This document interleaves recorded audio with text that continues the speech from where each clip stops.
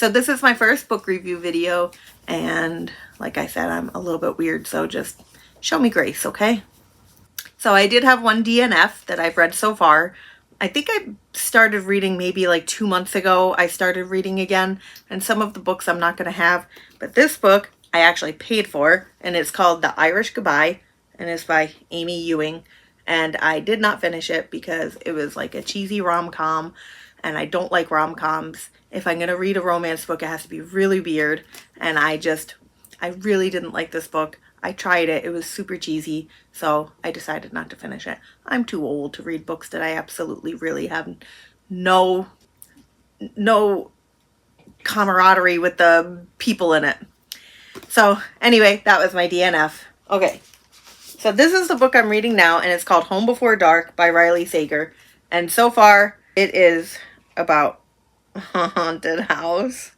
But I haven't read enough of it to really be able to tell you if I like it or not. But that's what I'm reading currently.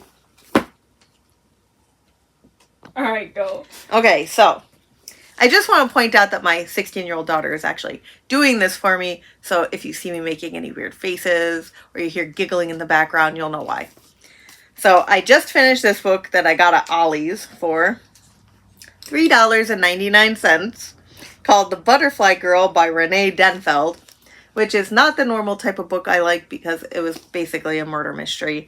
And it's about this little girl whose name is Celia and an investigator named Naomi. And Naomi was kidnapped when she was a child and with her sister, and she ran away, and her sister was left behind, and she has made it her life's mission to find her sister. So she and her husband travel around the country to try to follow leads where the sister might be, who's now been in captivity or dead for years. Like, you don't know what happened. And she meets this little girl, Celia, in Los Angeles, and Celia is a 12-year-old whose mother kicked her out because her father was molesting her, and when Celia informed the authorities that she was being molested, the mother chose drugs and the husband, and Celia ended up on the streets. And I didn't like the murder mystery part of it. Like, there's all these girls that are disappearing, little girls like Celia's age, and definitely check all those warnings because there's a lot about child prostitution and abuse and that type of stuff. But it was definitely very eye-opening to see how a street child might live. And she was only 12 years old. I mean, she was just a baby, and she's out prostituting herself for money and food. And so Celia and Naomi meet, and Naomi definitely feels like this connection with Celia. And it's just basically the story, again, of her trying to find her sister and her connection with this little girl and some psycho who's out hunting little girls that live on the street and killing them. So this was a really good book. I give it maybe 4 stars. Maybe 3 out of 5, duh. I think you could do 4 out of 5 or 4 out of 10.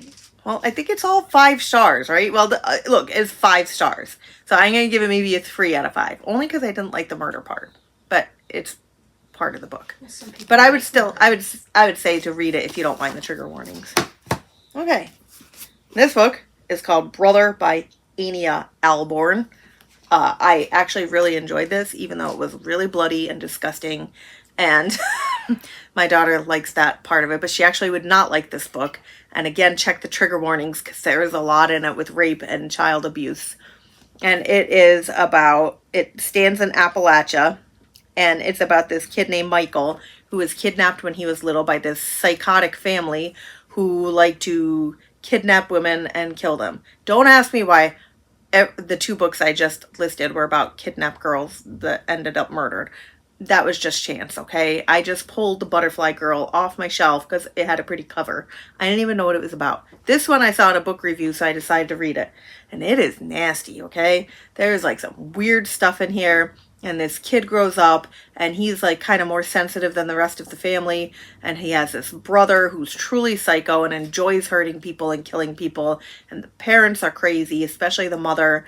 And I felt kind of like they were like blaming it on a cycle of abuse because the mother was molested and so that's why she was abusive, and then the son was abused and that's why he was abusive. But that's a pile of crap because look, my mother was molested and abused from the time she was 3 years old, and my mother was never abusive ever. My mother was like an amazing mother. So there's no excuse. If you're abused, you do not have to grow up and become an abuser. And I was abused and I did not grow up and become an abuser. So, you know, that's not a good excuse. But I did still really enjoy the book, but it's very bloody and very gross. And at times it was kind of hard to read. That being said, I did add all of the writer's books on my wish list. So I don't know. We'll see if I like any more of her books. And then the last book I read was called The Dead House by Don Kurtagic. And this book was awesome. I actually really liked this book. I'm sorry, I'm very bad with names. I told you I'm not a young reader. I am an old reader. You know, I'm in my 40s. I don't always remember the names. So I'm just going to peek in here. Yes. Carly, yes. This girl, Carly. And she has this alternate personality, Caitlin. And so Carly gets the body during the day and Caitlin gets the body during the night. And Caitlin is like kind of the crazy one. She's much darker than Carly. And so they kind of like have to like have these meetings about, oh yeah, well, you know, I talked to this person. They leave notes to each other and they have this ongoing relationship. And Carly had something traumatic happen to her in the past. And that is why the doctors think that she formed Caitlin. But Caitlin insists that she's been there the whole time and that this is nothing new. And so it's kind of like Carly is trying to take medicine to get rid of Caitlin, and Caitlin is ticked off about it. And so it was really a well done book. And the whole thing is like written in like diary entries and psychological analysis and news clips. Like the whole thing was like that. And so it was pretty easy to read. It was the first book I read that I really enjoyed since I started reading again. So those were some of the books that I just read, and I will keep doing book reviews. That's the book that I just started. I talked about that before. Oh. And Bella's going to doctor this video so it doesn't look half so bad. And I know you got to look at my ugly face, but that's Yo Mama's Book Reviews, so. Thanks for watching.